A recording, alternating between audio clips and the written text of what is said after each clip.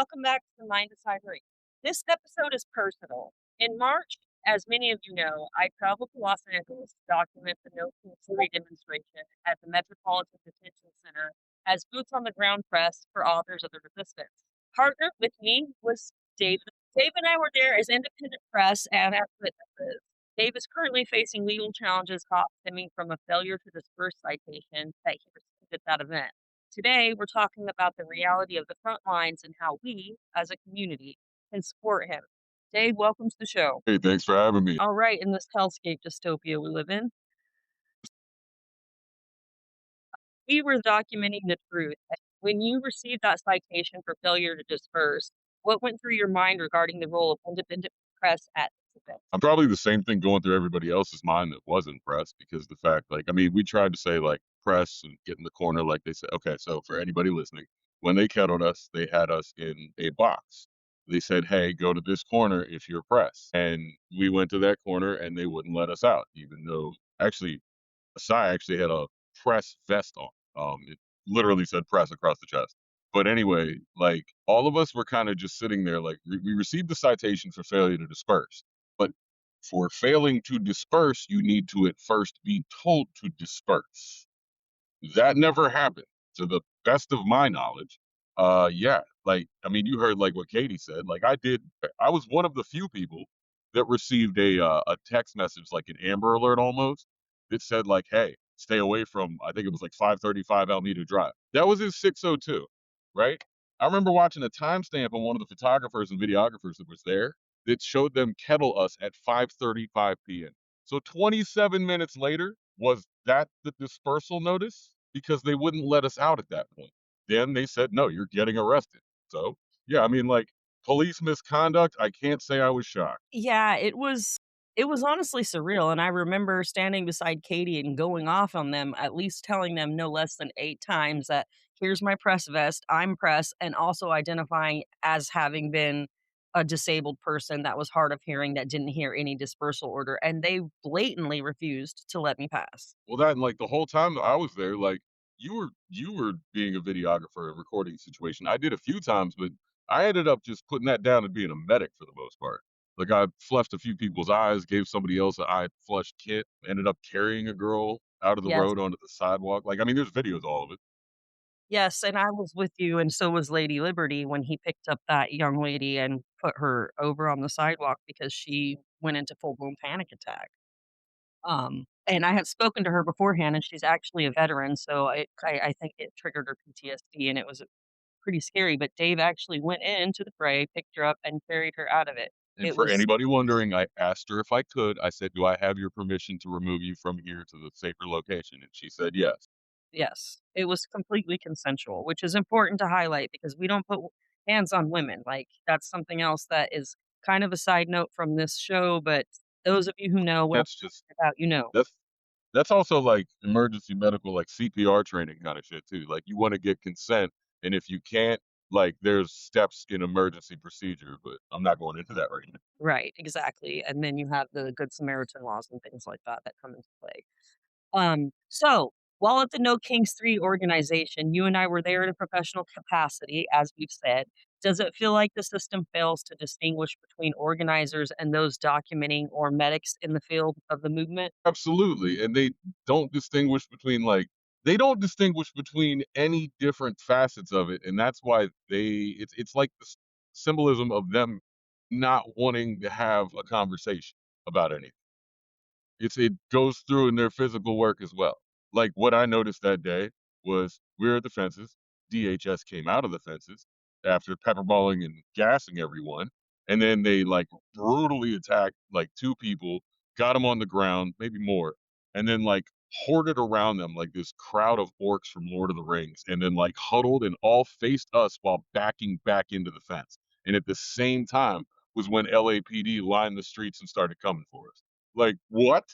It was really crazy watching them do that to that person too, because and I remember screaming, "You're gonna kill him," because they literally had a knee on the back of that guy's head and he was in a helmet. Well, then they kept dogpiling on him while they had the knee there. Exactly. It was It was very scary, even though in the height of it, I know that our adrenaline was really high. We were just like, "Okay, this is happening," and we got into action, but honestly, the things that we've seen that are happening in America every day, it's sobering and terrifying what these pieces of trash are doing right now. Looking ahead, legal battles are expensive and draining, as we all know. How has this affected your ability to focus on your career and your goals since we got back from LA? This has been the key thing I'm focused on because I'm trying to, I'll be real, affording a ticket out there right now because I just drove back and forth and hit car expenses on the way. I can't do it.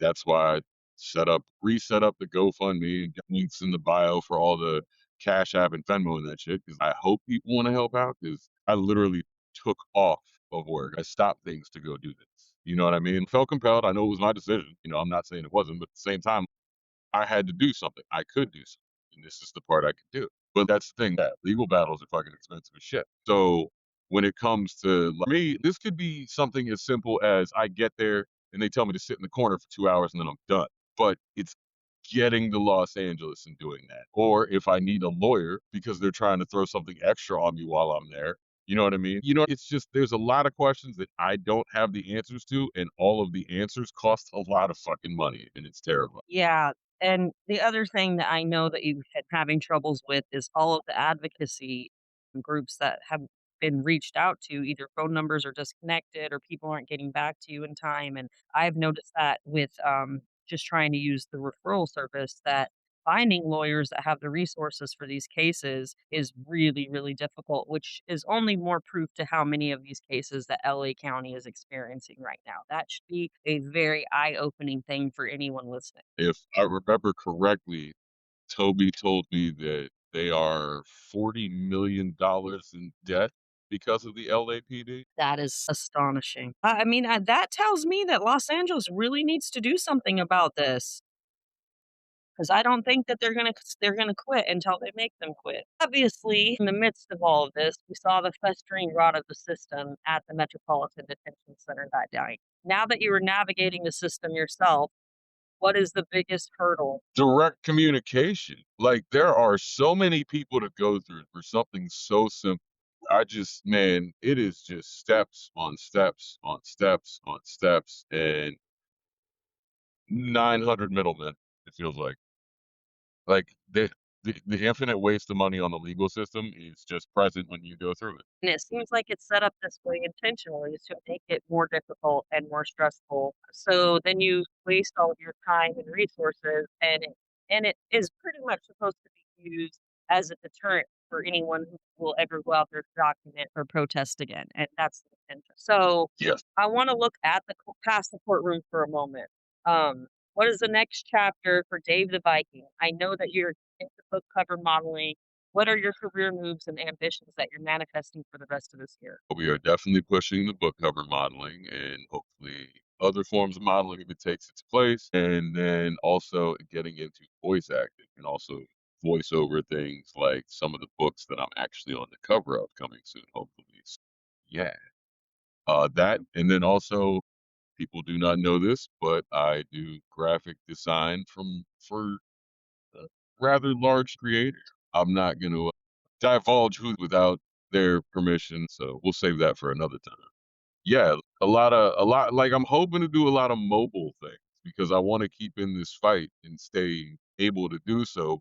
Like everybody else, I have bills to pay, and even if I'm living on the road, I need to get a different vehicle to do that, if that's part of the mission, and it can't be a Nissan Sentra. I'm 6'3". You know what I mean? So, like, yeah, there's issues, but, all things I'm hoping to overcome. Yeah, you're building a career in an industry that requires a lot of grit, obviously. How do you want to use your experience on the front lines to inform your work as a model and a public figure? A lot. Can you hear me? Uh, I mean, you go through all range of motion doing the front lines, promise you that.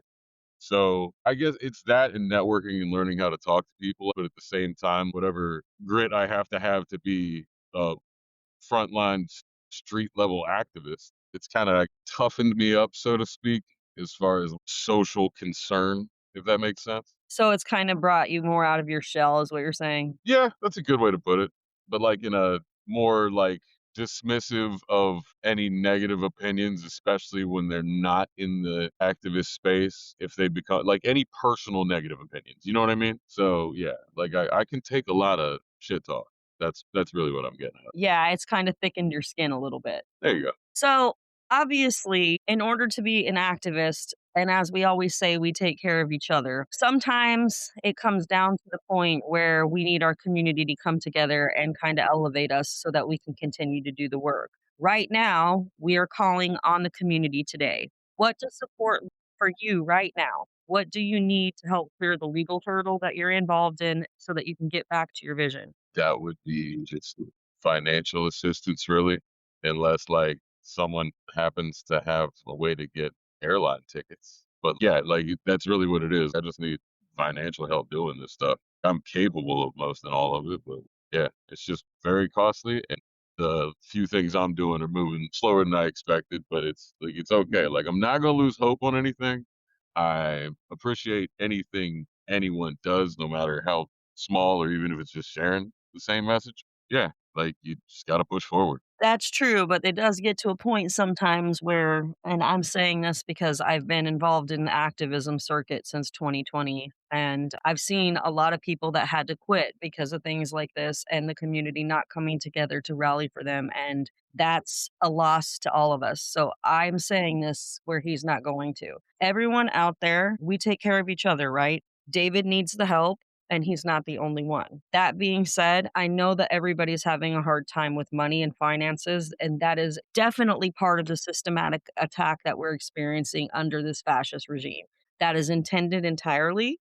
It's meant what the LAPD did entirely to intimidate people and to discourage them from going out and exercising their constitutional rights and to prevent people from documenting or being able to have the resources so that they can deplete their resources. And it's sort of Ponzi scheme for them to get these citations out. And most people who don't want to fight the legal system because it's very intimidating and it's very frustrating, they'll 9 times out of 10, if they can, just go ahead and pay that ticket if they're not already informed about how these processes and policies work. So that being said, David does need to be elevated right now, and he has been one of our strongest voices out here. He's been to Chicago, he's been to Minneapolis, he's been to LA, he's been to DC, doing these things, actively putting himself out there, doing these things for us for about 8 months, for the last 8 months. And that's a very long time. And it's all been based off of his own decision to just get out there. And before this, this was a man that had a career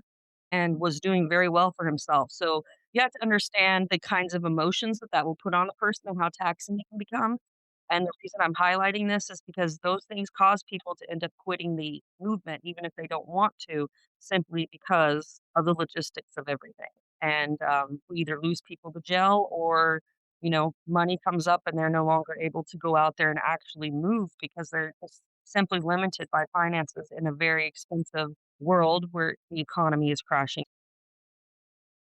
That said, finally, Dave, what is your message to others who are afraid to stand for the truth because of the weight that might follow? Okay, so this is gonna be a semi-complicated answer, but just follow me if you will. Like from the other side's perspective, those of us that have thought the same thing at some point, like, oh, where do we step in? Whatever the line is you're waiting for, that's already hit for us. We've hit the wall of, especially like when, like I just said, like I left a job and I put my life personally on hold to go do these things because I saw the damage in Minneapolis and I went there for 6 weeks. Is like that was that was just mind-blowingly sad and depressing and just painful to see, but the community persevered. But then back the question is like, there is a point in your head where it has gone too far and you will step in because you're not gonna watch it, and that's been your stance. That stance has already hit for us. We are in it. Like, there's no level of aid. Like, anything you do in this resistance matters. I don't care if you are just talking to your friend about it, or you are sharing something, or you are donating, or you're posting about it, or reposting, or like just, being the person that's the shithead at the Thanksgiving dinner table because you're not going to let grandpa speak his racist piece. Like all of it matters. Every bit of it matters. It reinforces the next level and so on. So don't be afraid. You got friends in the community. I promise you. Like we need to learn to take better care of each other, but while we build these friendships and lasting bonds, if we did that, we don't need them. That is absolutely true. And that is what the power of community, we the people really is when you get down to brass tacks. So I just want to say, Dave, your strength isn't just in your presence, and you're not just a battering ram, which is something I know you felt and said that you have no problem being, but there's depth to you, and it's your willingness to stay the course, honestly. And the biggest part is it's your heart. You have a lot of heart, and being in solidarity with you is an honor. I really do. And yeah, it's just literally like ethics came to question and apparently to vote. So I stepped in because I'm not going to let that just no, it's not going to happen. Like I'm not going to let that just slip by while I can do something about it. Well, I appreciate the fact that you're constantly speaking out for women's rights. And I wasn't going to touch much on the 62 million hits, but I know those of you out there know what I'm talking about. You're constantly one of the voices putting men in check. And if you don't hear it enough or other women haven't told you, I just want you to know it's very much appreciated. And I wish more people would take a cue from your book. And as I've said before, and I'll tell you again, you're a role model for our sons. And I mean, I have a 15-year-old son, and I want him to be able to look out there and see that there's some men that are willing to put themselves out there and protect women and defend children and do what's right. Because there's way too many red pill creators out here that are trying to flood our young men with bullshit, and very few people that are making any sense. So thank you for being, the voice of reason out there for our sons. I appreciate that, but honestly, I feel like I'm just doing like the bare minimum by speaking out. Like I act out at times when I see it, but like it can't just be all men need to step up, period. If they aren't stepping up, speaking out and acting out against this, they are part of the problem, just perpetuating it. So that's the bottom line. That's all there is. I absolutely agree with you there. So, to everyone listening, the work of independent press and activism is vital, but it leaves people like Dave vulnerable to the system.